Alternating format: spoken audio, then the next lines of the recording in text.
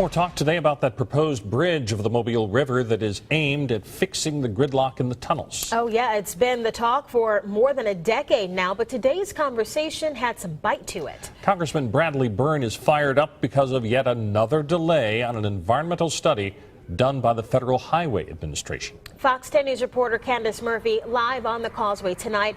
Candace, like many drivers in our area, the congressman is really frustrated with this project. Yeah, he sure is, Bob and Lenise, and rightfully so. The state still does not have the green light for construction, and without the environmental impact statement, well, the project is basically at a standstill and can't move forward. Well, Congressman Byrne says enough is enough. He is not happy with the Federal Highway Association, the Federal Highway Administration, and so he is taking an aggressive approach trying to get some answers.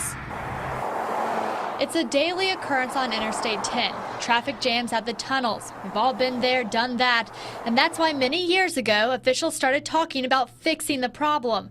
Right now, there are 4 proposed routes for the new I-10 Mobile River Bridge. Congressman Byrne says the new route favored by most citizens is B Prime. In this proposal, the on-ramp leaves Interstate 10 near Virginia Street. The route then climbs 215 feet out of the Mobile River bank and crosses the river with a 6-lane bridge just below the cruise terminal. But we won't see any sign of a bridge until the Alabama Department of Transportation gets the environmental impact statement. It's a draft we've been waiting on for 10 years. Enough is enough. This thing has been going on for way too long.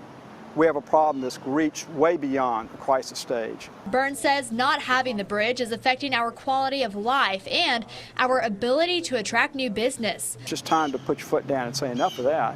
We've got a major critical choke point on the federal Interstate 10 system right here that's affecting people all up and down the Gulf Coast. Byrne says citizen groups have expressed concerns about the bridge in the past, but those have since been resolved. One of the big holdups here has been some concerns expressed by some historic groups at the state level and at the local level.